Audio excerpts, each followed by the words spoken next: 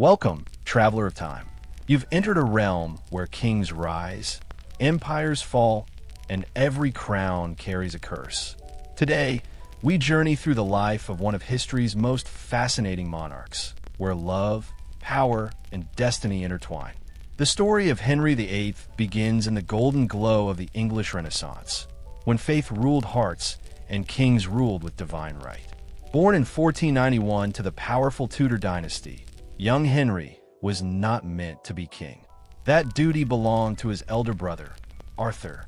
But fate, ever fickle, chose a different path. When Arthur died unexpectedly, the crown and its burdens passed to Henry, a boy of just 17. In his youth, Henry was everything a monarch should be: handsome, strong, educated, and full of charm. He rode horses with the grace of a knight, debated theology like a scholar, and wrote poetry with the soul of a lover. The court adored him, the people worshipped him, and Europe watched him with admiration. England had found its golden prince. When Henry took the throne in 1509, he married his brother's widow, Catherine of Aragon, a Spanish princess of dignity and devotion. Their union was meant to bind two great nations, England and Spain, in lasting alliance.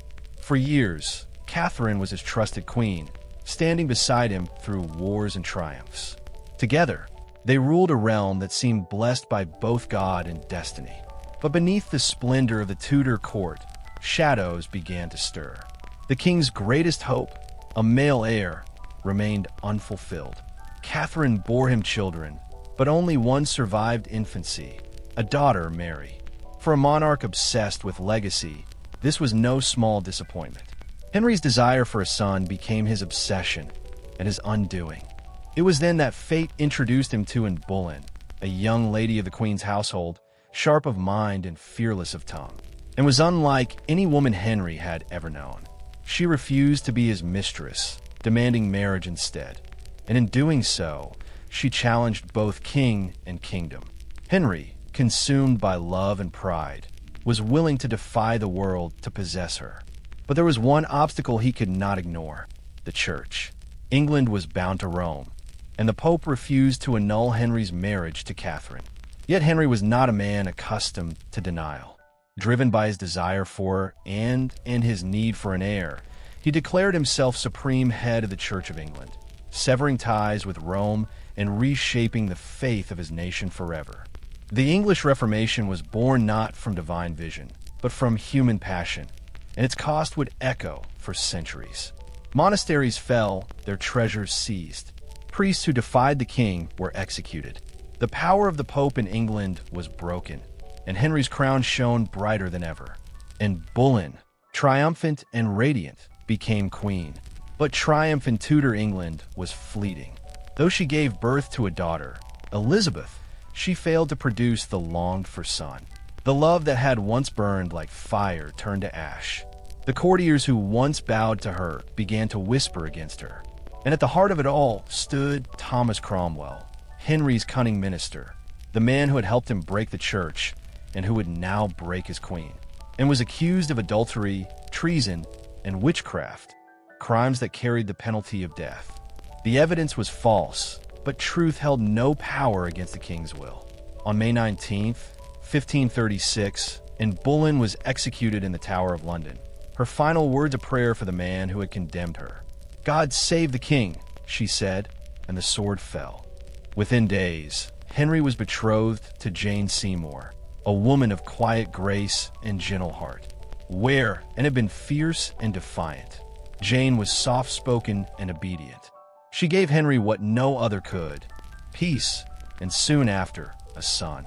In October 1537, she gave birth to Edward, the long-awaited male heir to the Tudor line. The bells of London rang in triumph. But joy, in Henry's world, was never free from sorrow. 12 days later, Jane Seymour died from complications of childbirth. Henry was devastated. He called Jane the only one who ever truly loved me, and ordered that he be buried beside her after death. For a time, the king seemed broken, haunted by grief and the ghosts of his past.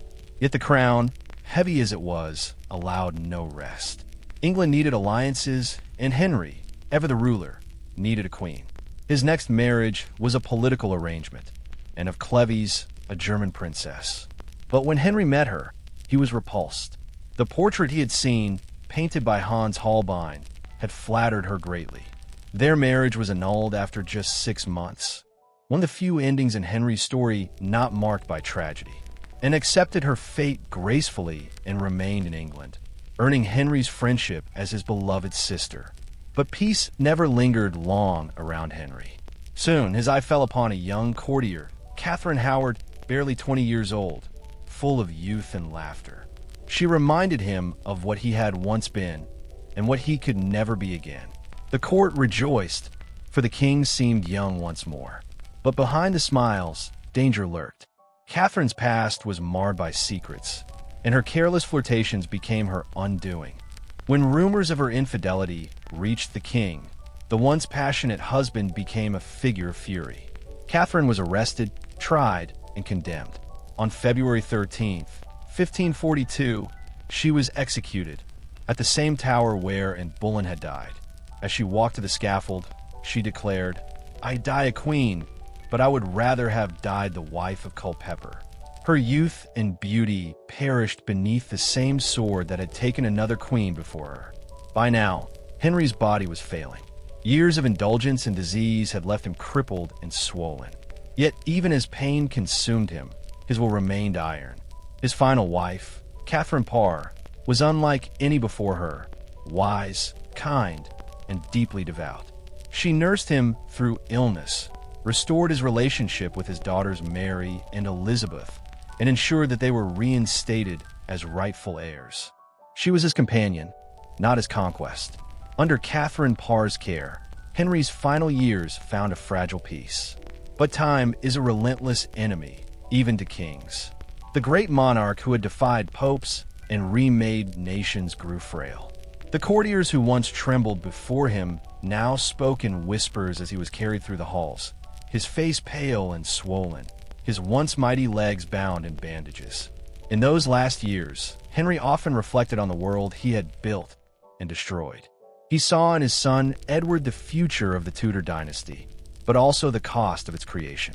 He saw in his daughters, Mary and Elizabeth, the strength of the women he had wronged.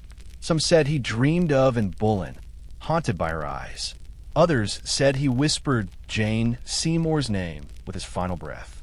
On January 28th, 1547, Henry VIII died at Whitehall Palace, aged 55. The courtiers who had once bowed to his every command now moved silently, fearful of what his death might bring. The man who had defied the church, changed his nation, and ruled with unyielding power was gone. As he had wished, Henry was buried beside Jane Seymour, the wife who had given him his only son. His tomb remains in St. George's Chapel at Windsor Castle, unadorned yet eternal, a reminder that even the greatest of kings must lie still at last. After his death, his 9-year-old son Edward VI took the throne, though his reign would be short and troubled. His daughters would follow, Mary I, the queen who sought to restore the old faith with fire, and Elizabeth I, the daughter of Anne Boleyn, who would forge England into an empire. Through them, Henry's legacy endured, in both glory and shadow. For the kingdom he left behind was forever changed, divided by faith, strengthened by power, and reborn from rebellion. History would remember Henry VIII not as a saint, nor as a monster, but as a man driven by love, haunted by pride, and consumed by destiny. He was the architect of his nation's future and the destroyer of his own peace. And so, as the centuries pass, the image of Henry VIII remains, the king who tore down a church, defied a pope, and reshaped the very soul of England in his pursuit of power and love. For in the end, every crown carries a curse, and his was to build an empire and lose himself within it. If you've journeyed this far through time, don't stop now. Like, share, and subscribe to explore more untold stories of kings, queens, and empires, where history breathes and the past still whispers.